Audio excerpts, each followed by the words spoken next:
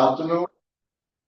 Ladies and gentlemen, it's my pleasure to introduce Michele Ruggeri from the University of Bologna, Department of Mathematics, as a speaker today. And Michele's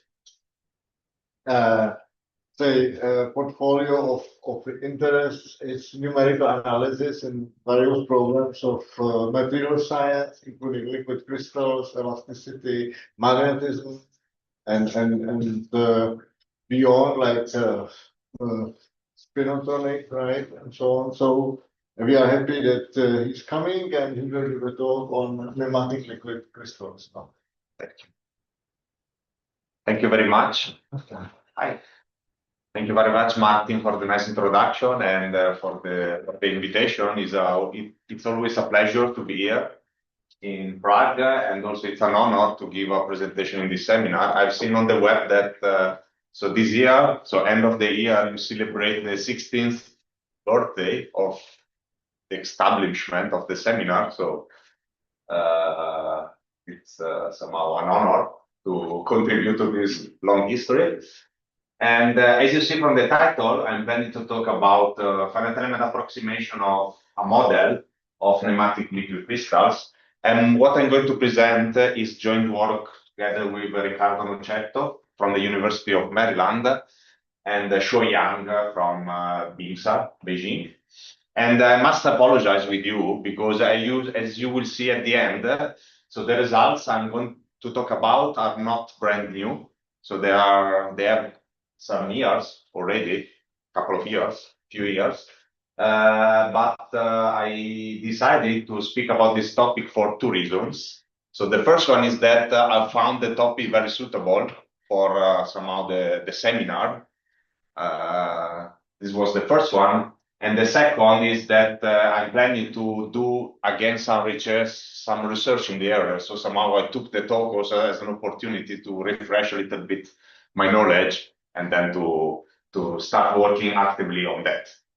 So let me start. This is the plan of the presentation, which is very standard. I will speak first about the modeling of the problem. And then once we have the model, I can start talking about the discretization. And then I will perform some numerical experiments in the end to show the capability of the method to simulate somehow liquid crystals. And then we'll, as usual, finish with some concluding remarks. So let's start. So liquid crystals, everybody of us knows the word. I would say it's very common, and everybody of us knows the most common, most famous, most celebrated application of liquid crystals, which is, as the name suggests, the display based on liquid crystals, so LCD, liquid crystal displays. They can be found in essentially almost all electronic devices. And but somehow liquid crystals actually are all around us. So even maybe in some unexpected places, such as in biological membranes, in the bile produced by our liver, as well as on somehow the snails. It is produced by snails. It is produced by spiders, and it can be also found in somehow materials with a liquid crystalline state can be found in some sense also in detergents. Okay, and somehow try to speaking about modeling of such materials. They can be somehow defined as orientationally ordered fluid, and as the name suggests, they have intermediate properties between solid and liquids, in the sense that they flow like liquids, but at the same time, they retain some orientational order like solids. And actually, it's this dual nature that is basically the key feature that allows for the applications in displays, for instance. Okay, and basically the motivation for this nature of liquid crystals can be related to the fact that their molecules are usually isotropic. So rod-like, like those depicted on the slide, or disk-like. So somehow they are very anisotropic, and this somehow makes possible the fact that besides being a kind of fluid, they retain some orientational order. Okay, there are different types of liquid crystals. I won't talk much about that. I just want to mention that talking about the model, in this talk, so I do numerical analysis of PDEs, so I will be interested in continuum models of liquid crystals, so there are also atomistic ones, but I won't talk about that. And the key feature of a model is, first of all, the order parameter that you somehow want to consider to describe the state of the material. Okay, and I will consider two models in this talk, and in particular, they will be different in terms of the order parameters used to describe the state of the material. But regardless of the order parameter that you want to consider to describe a liquid crystals, the most important feature of the model is the capability of describing defects in a liquid crystals, which occur in practice, as you see from this microscope image. And defects usually are can be more rigorously defined as discontinuities in the order parameters. Okay, so different models will be able to describe different classes of defects. And of course, the larger the class is, the better in terms of somehow capability of the model to reproduce reality. Okay, let me start with somehow I follow the historical path, and let me start with the oldest model of nematic liquid crystals, which is the so-called Ozeen-Frank model. And the order parameter in this model is a unit length vector field.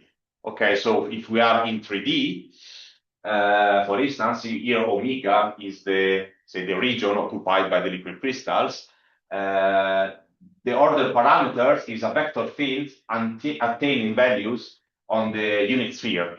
Okay, so just the direction counts, and the interpretation is that for every point you have a vector, and this vector represents the average orientations of the molecules in that part of the domain, in that point of the domain. Okay, you end up, so this is the order parameter, and the theory follows an energy aberrational principle. So you write down an energy functional, and you say that admissible configurations are those which minimize this energy. And so making some simplifying assumptions, you can consider the energy function given by this, say, Dirichlet energy. This is a simplification in the sense that usually you have several terms, modeling band and the other somehow mechanisms behind the energy. And each of these terms has a constant in front of it. And if these constants are all equal to each other, basically the model reduces to this energy here. It is indeed the one constant approximation of the Ozeen-Frank energy for nematic liquid crystals. And you see, we want to somehow minimize, if you like, the L2 gradient of our vector field, subject to the unit length constraint and subject to some boundary conditions on some portion, if you like, of the boundary, some which are usually very important to introduce features into the system, because if you don't have boundary conditions somehow and you want to minimize this energy, you see immediately that you get a constant field. Okay, basically that's the point. And I was talking about defects earlier, and of course, actually this is probably the first continuum model that has been introduced. I think it is still the working horse in many applications, so it is still used, but it has some limitations, in particular in terms of class of defects that can be described. The point is, as you see from the energy functional, basically the subbolect space behind this is H1. Okay, so vector fields with bounded energy will be essentially in H1. Okay, and this is a limit for the model because I was talking before about describing defects. And the problem is that if you are in 3D, you can describe essentially only point defects. Okay, so point defects are, you see, those an example depicted here are somehow configurations that locally looks like x divided by the modulus of x, so the so-called hedgehog. Okay, and this in 3D has finite energy, but basically that's it, because line defects or more complicated patterns have infinite energy and are therefore, say, out of this model.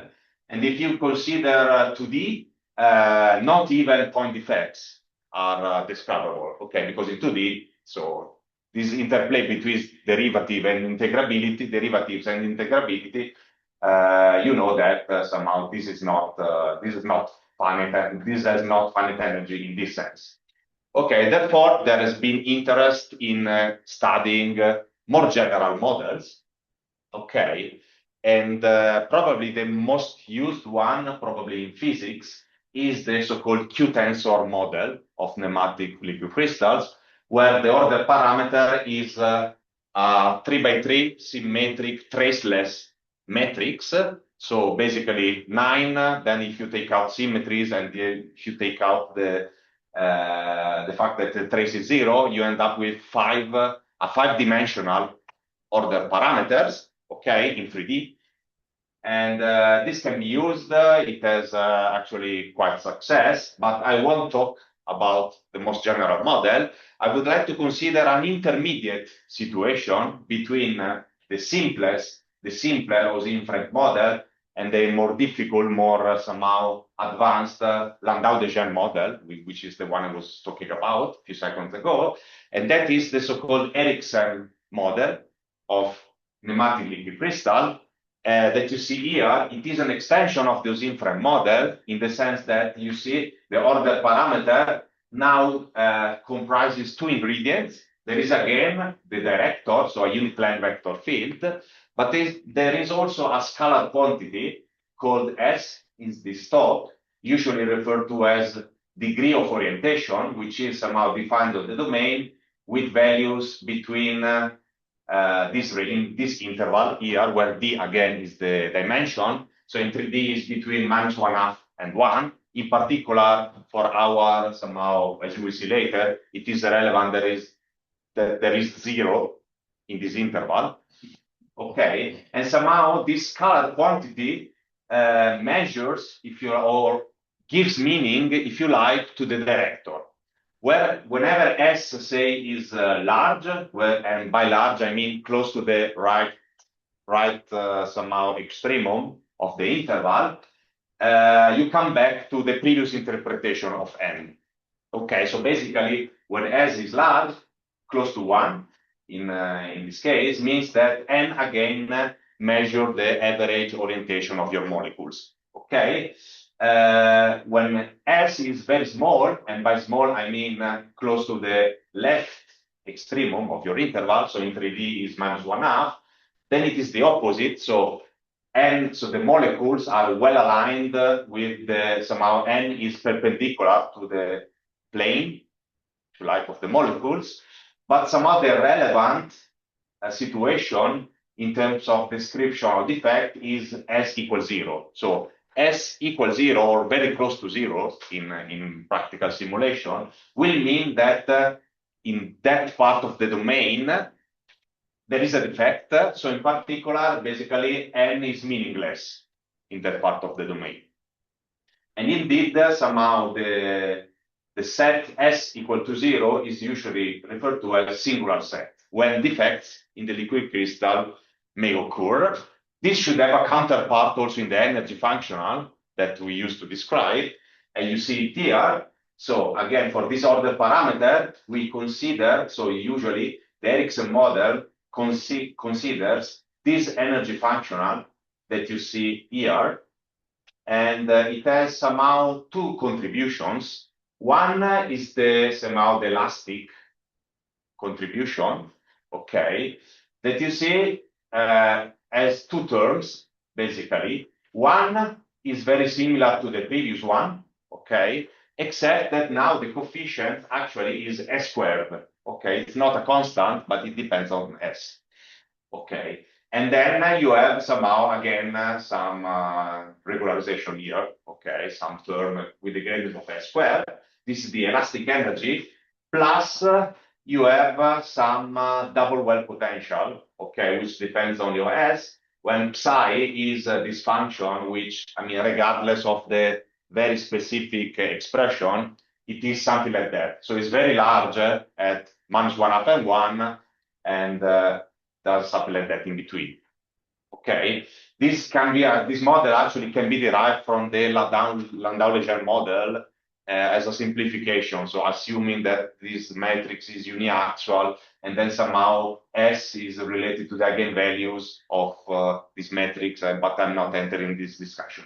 Okay, again, the philosophy is the same as before. You want to minimize this pair, so overall admissible pairs, and it is indeed a generalization of the Eusim-Frey model in which sense? So it's obvious, right? So if S is constant, if you suppose that S is constant, then somehow this term becomes an additive constant here, so you can somehow forget about it.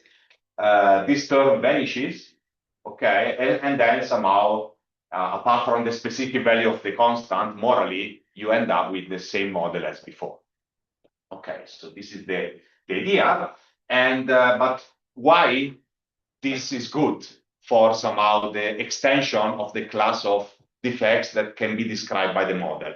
Here I want to convince you with a very simple numerical experiment in 2D, and basically, okay, let's consider our energy, and in this experiment, what I was doing is the following. So I was, it's on the unit square, so in 2D, and I was imposing boundary conditions on the entire boundary, the point defect solution, so x divided by the modulus of x, okay, on the boundary, and some constant value for s.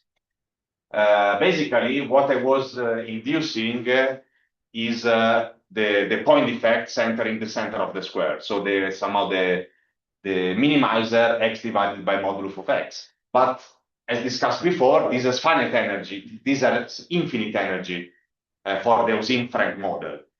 However, as you see from the picture, we can get it here. And the mechanism is that in the center, where the gradient of n would blow up, okay, S goes to 0, basically. And you see it from the energy. So the gradient of n here blows up because of the point defect in the center in 2D, but this somehow is compensated by the fact that the degree of orientation goes to 0 there. And this allows somehow to stabilize this configuration, okay? And in some sense, it extends the class of defects of the model. Okay, let's put some rigorous mathematics now on it. And somehow I would like to describe the admissible set where we will look for minimizer, first at analytical level and then numerically. And the important point, as I mentioned before, is that n must not be in H1, because otherwise somehow we don't achieve what we want to achieve. And this raises two main questions, essentially. The first one is, so how to impose boundary condition on n, because you know, an H1 field as a trace, so it makes sense, you can give sense in a natural way to restriction to the boundary, which you can't if you're not in H1. And the other question is, okay, we are not in H1, but here there is a gradient of n, so maybe this is not a weak gradient, so what it is? What is it? So this is the question. And let me try to answer this question. And these are not my ideas. Actually, this can be traced back to work by Ambrosio and Lin in the early 90s that studied this model. And it was important for us actually because our numerical analysis actually basically was mimicking this analysis, and we were doing, of course, all the analysis well with finite element functions. Okay, but the philosophy was the same. So let's start for an energy, for the elastic contribution to the energy, and let's define this field here, U, as the product Sn. Okay, so it is a vector field. So if you do the math, so you can compute the gradient of U. So very formally, you apply the product rule, basically, and you end up with this expression. Okay, so if you do really the computation, applying the product rule, and if you compute now somehow the Frobenius norm of your matrix, and you take the square, you see that somehow, okay, you have the square of this one, the square of this one, and then you would have the double product. Okay, for the square of this one is this one here, because if you take the norm square of this term, n has length 1, so somehow you don't see it here. Okay, the square of this one is this one. Okay, this is, you can easily see, and then you would expect a double product. Okay, however, you don't have it, because you somehow you can prove that because of the unit length constraint, the double product contains something like gradient of n transpose n, which is 0 because of the unit length constraint. So you don't have the double product. So you have a kind of orthogonality, as a kind of orthogonal decomposition. But here, somehow, you recognize probably the term that appears in the energy. So the idea is, instead of writing my energy in terms of S and N, now I write it in terms of S and U. And I get rid, by doing this, with the nonlinear term, and I end up with this. So somehow I split the energy in terms of the order parameters. But this is not for free. I have to pay, and what I have to pay? I pay the fact that this can become negative if kappa, the constant here, is somehow smaller than 1, which is actually the case in the relevant situation. Okay, so somehow I get rid of the degeneracy of my energy, but I pay with a possibly negative sign the energy. Okay. And basically what I see is that if I consider a configuration which has finite energy, it might be that n is not in H1, which is actually, as I said, what I want, but it will happen that U is in H1. Okay. And then this suggests the following definition. So I consider the set of somehow admissible the admissible class in which I will look for minimizers, not the pairs Sn, but the triplets S and U that are somehow, okay, S and N satisfy what they have to satisfy, but in addition, I consider also this somehow, this connection. U is equal to Sn almost everywhere in my domain, plus boundary conditions. And now I come to the point, how to impose boundary conditions. The answer is, I will impose them on U, that is in H1. I have a trace, so I can do that. And if S is positive, or in particular non-zero, then I can extrapolate boundary conditions on N by just dividing U by S, okay, and I get N. On the other hand, when S is equal to 0, I can't play this game, but I don't care, because that is the singular set, so N there is meaningless, and then I don't care, as I said. So this is the first point. And for the second point is how to understand now the gradient of N. Basically, we need a different notion of differentiability that if you look at this very classical book by the Evians,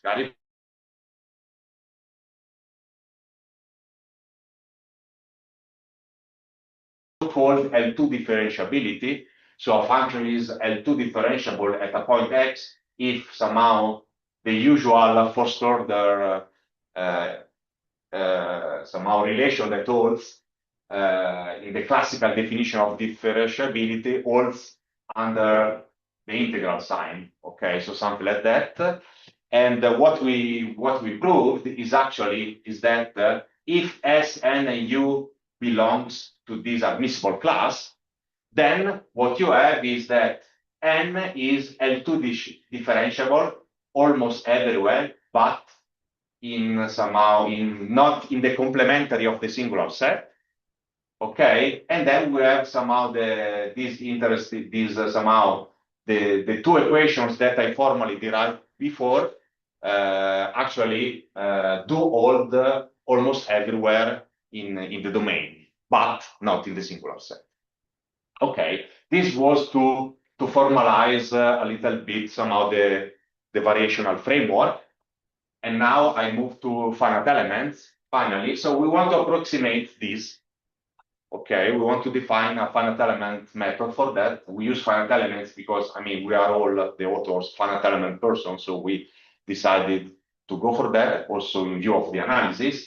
And you see the challenges that one has to face while you want to approximate the problems. So nonlinearity, the unit length constraint on n, the low regularity, and then the degenerate Euler-Lagrange equations. Because if you imagine somehow to start from the original energy and, I don't know, compute the first order conditions, so the Euler-Lagrange equations, you will end up with this, that despite being nonlinear, have so this is some kind of elliptic equation, but the conductivity here can be zero.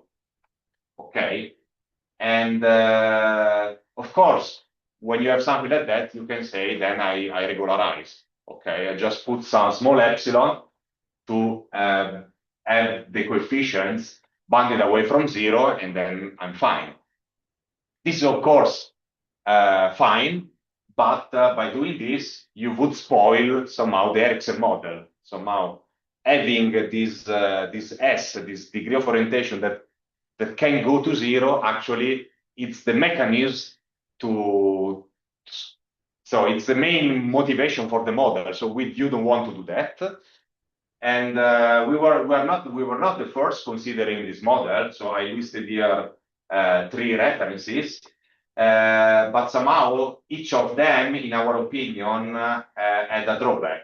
So the first one, this is the oldest one here, actually was doing regularization. So they were regularizing here.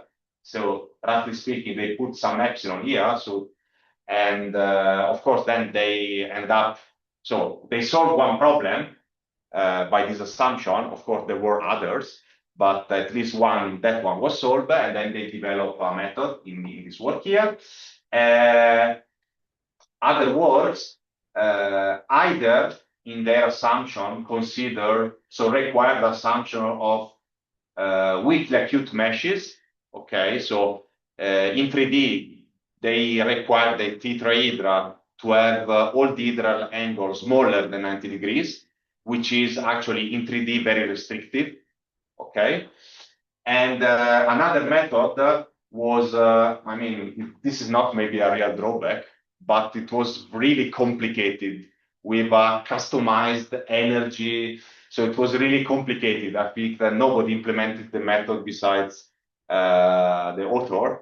And so our aim was to have a finite element method without regularization, without the assumption of weak acute meshes, and a simple discretization, where by simple, I mean that it can be easily implemented with some standard finite element packages, such as the many that are available on the market. Okay. Okay, let's start. Here I recall the energy functional and the admissible class. And now I would like to show you the discrete counterparts here. So these are all we use for the spatial discretization. We use, as I said, finite elements, consider a tetrahedral mesh in 3D. And the discrete functions somehow are just first order finite elements. So first order Lagrange finite elements. Okay, the most classical case, lowest order, conforming H1 finite elements. And then we define a discrete energy which looks like the continuous one, except maybe for this term. However, I recall that this is actually a consistent modification, because if you plug in here somehow the continuous fields, the Frobenius knot of n tensor gradient of S is actually gradient of S. So basically, if you put something that has length that has length 1 everywhere or almost everywhere, then somehow you end up with this. We needed this for the analysis. And as far as the set of admissible somehow order parameters, we did the following. Okay, so for S, we did nothing except that all somehow inequalities are required at the vertices of your mesh. So we consider only nodal values since we do first order finite elements. But we relaxed the unit length constraint in the sense that you see this is not an equality anymore. This is somehow greater than or equal to. So we relaxed that a bit. We allow the director to have length also larger than 1, but still we introduce some weaker control here in this L1 sense. Okay, where epsilon is something that is very small and in the limit will go to 0. Okay, why this control? Because actually this is the one that our method can guarantee. So it's by doing reverse engineering, we give the definition as this. First result, gamma convergence. So we proved the following gamma convergence result. So basically, under some technical assumption on the double well potential and the initial data that I'm not discussing here, what we prove is that SH, that is the mesh size, okay, of your finite element triangulation, goes to 0. We have a gamma convergence as a result of the discrete energy towards the continuous one in the following sense. So these are maybe slight variation. This is a slight variation of the standard definition of gamma convergence, but the expert in the audience will recognize the usual lim sup and the usual lim inf inequality. Okay, so gamma convergence of the energy. And so a corollary of this is that, well known for gamma convergence, if you have a sequence of global minimizers, so I'm not claiming that you have global minimizers here, because actually that won't be true in general, but assuming that you are, in the case of, if somehow you consider a sequence in H of global minimizer, and then you let H go to 0, every cancel point will belong to the continuous class and will be a global minimizer of the continuum energy. Okay, this is a well-known property of gamma convergence that we also get for our case, for our application. And the second result is how we do calculations, okay, how to compute these minimizers. Okay, and basically so the title is alternating direction discrete gradient flow, in the sense that we do a gradient flow because as a fake dynamics, here we consider just the static problem, so the problem of computing minimizers. There are also models for the dynamics of liquid crystal, but it's not our work here. It's not what we did.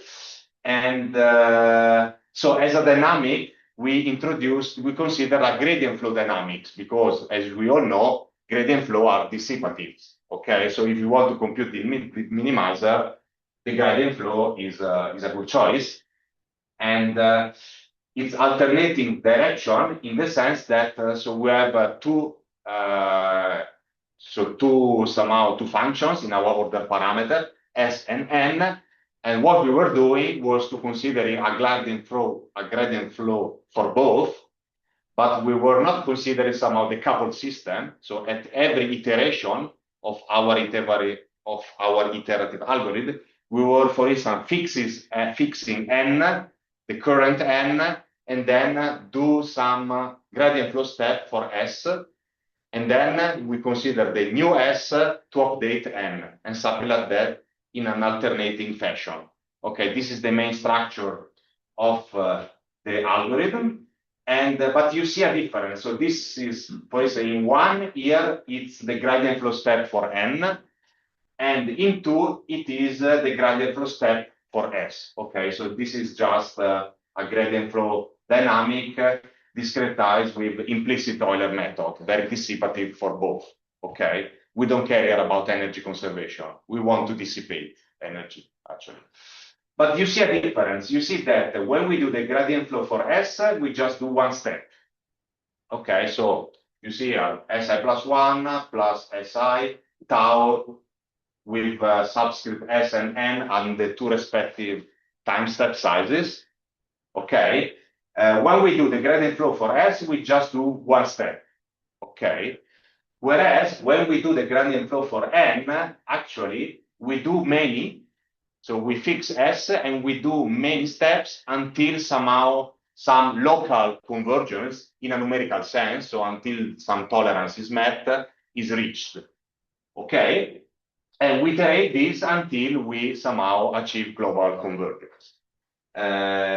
You might ask for the gradient flow, actually extending ideas by Soren Bartels for the computation of harmonic maps, we were somehow considering the so-called projection field. So we didn't incorporate the unit length constraint by projecting back to the sphere at every iteration, but we were doing orthogonal updates and then just first order time steppings. And as you see, if you do that, you soon leave the unit sphere. Okay, so there is an error in the unit length constraint. However, you can prove that this error in the L1 sense that I was introducing above can be controlled by the time step size. So in the limit, this error will go to 0. Okay, and in practical computations, if tau is sufficiently small, it is reasonable. But I wanted to comment on the difference of that was highlighting above. So there are two differences. The fact that the time step sizes are different, which if you would do a serious dynamical simulation, of course, cannot be done, because somehow if you have a real time, you should follow the real time. In our case, the time is just a pseudo time introduced in our discrete gradient flow, so we can do whatever we want, basically. And the other thing is that there is this difference that in S, we just did one step, whereas for N, we minimize N for the given S. And the motivation is to avoid defect pinning. Okay. Heuristically, the mechanism is the following. If S goes to 0, okay, in some portion of the domain, then you are screwed in a way, in the sense that if S is 0, then you identify, so the method identifies a defect there, and N cannot be controlled anymore, and can do whatever you want there. Okay, so the idea was somehow if we do just one step for S, and then we minimize N, so that somehow S goes to 0 if it has to go to 0 because there is a defect, in a slower way, so that we are capable to approximate N properly before N goes to 0 in the defect. This was, say, if you like, a practical motivation. And by definition, so we did analyze the scheme, so we were able to prove well-posedness, stability, and an energy decreasing property for our algorithm. And since we designed the algorithm the way we designed, our analysis avoids the assumption of weakly acute meshes. And maybe it was not very visible from the previous slide because it was very compact with the Gato derivatives of the energy, but somehow all terms appearing in the variational formulation are very standard. So if you use a standard finite element library, we were using NetGen ngSolve, okay, by Joachim Schöbel. You can really type your symbolic integrals, and that's it. You don't need any special somehow complicated energy formulation. Okay, that's all basically. And to finish, I would like to discuss some numerical experiments. So I try to convince you that this works also in practical simulation. Okay, and as a test problem, I consider the problem of approximating so-called Saturn ring defects. Okay, what are these? First of all, so the context is the one of liquid crystal colloids, okay, which are, say, material. It's are liquid crystals with inclusions of particles. Okay, so very often then these particles have some special property that are added to the liquid crystals to add somehow additional features, okay, to the material, if you like. So it is a mixture, in practice, it is a mixture of microscopic particles in the liquid crystal. Okay, but from the point of view of the topology of the material, this changes a lot. And in particular, the presence of this particle can give origin to particular defects. And a very standard defect that is observed in such particles, which depends on the radius of the particle included and so on, are so-called Saturn ring defect. And I mean, the name is standard, okay? Basically, you have a kind of singular set, so a discontinuity in the director, which is a kind of surrounding the particle, like in this schematic here.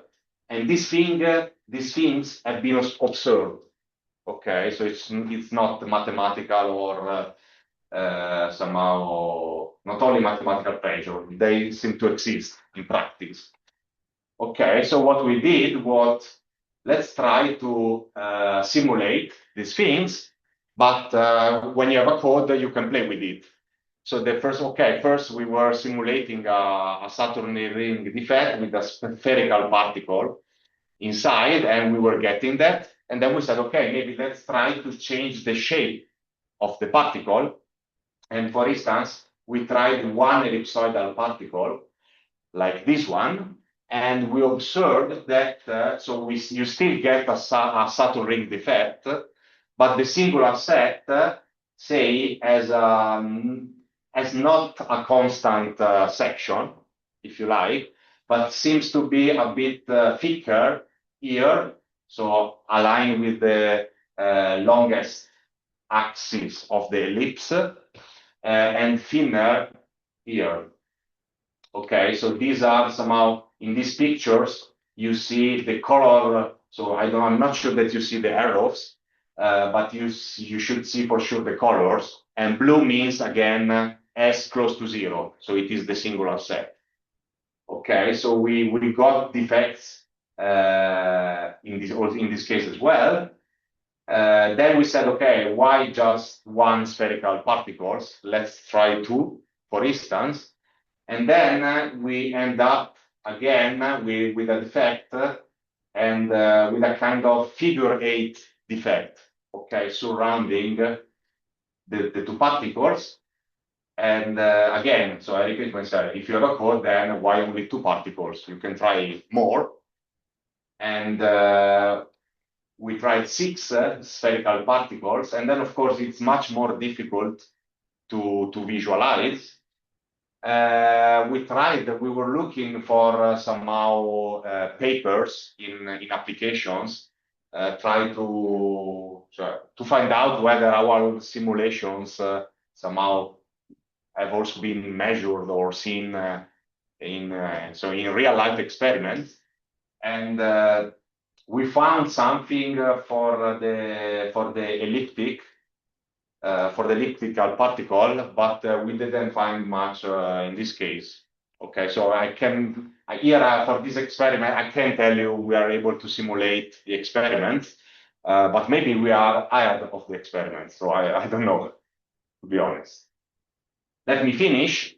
Okay, this is the end of my talk. So first, a short summary. So I hope that I was able to give you an idea of the basic models for nematic liquid crystals, in particular, the difference, so the transition from the classical, the oldest Osin-Frank model to the Ericsson model, trying to highlighting the different, so the additional features of the Ericsson model. The Ericsson model is not perfect. It has problems that, for instance, the Landau-Desjardins model does not have. For instance, there is the issue of orientability. Okay, in this model, we describe the orientation of the liquid crystal molecules with a vector field. However, it is known that liquid crystal molecules are not polar. Okay, so n and minus n actually should describe the same state. Okay, and that's why the Landau-Desjardins model, which uses a 3x3 matrix, does not have this issue. So there are configurations that would lead to a defect in the Ericsson model, or if you like, in a director-based model, but not for real materials. Okay. However, the Ericsson model is very challenging, probably is from the mathematical point of view is more interesting than the other two. And that's why actually we try to work on that. And what I did was somehow so what we did in our work was to consider a simple discretization, avoiding regularization and assumption of weak acute meshes. And for that discretization, we proved a gamma convergence result. We designed and analyzed an iterative algorithm to compute local minimizers of the energy. And hopefully, in the end, I was able to convince you that somehow we can compute intriguing defects in liquid crystal with that. We're working on that, okay, as I mentioned in the very beginning. And basically, there are two main questions here. So there are many, but you should start with something. Currently, we are thinking about extending our approach to the uniaxially constrained Landau-Desjardins model, which is somehow, again, something in between the Ericsson model and the full Landau-Desjardins model. And we think that we can recycle some ideas of this work also for that situation. And the second one is actually, you might have noticed that our algorithm actually was still using S and N. Okay. If you look at the proofs, there is also the U, this auxiliary field, okay, which also at the discrete level, which plays an important role for the gamma convergence proof. Okay. But the algorithm itself was based on S and N. In my point of view, it would be interesting to consider somehow an iterative method, some algorithm using the natural H1 variables S and U. However, things become a little bit complicated because the sphere constraint for S and U becomes a cone condition. So you have the constraint modulus of U is equal to the modulus of S, which is, so as I mentioned, you decoupled the fields in the energy, but you coupled them in the constraint. And this second version, in our opinion, is more complicated for the analysis. So we haven't managed, but it's still work in progress. With this, I conclude. So I listed here the reference where somehow all this discussion is essentially contained. And I thank you very much for your patience and your attention.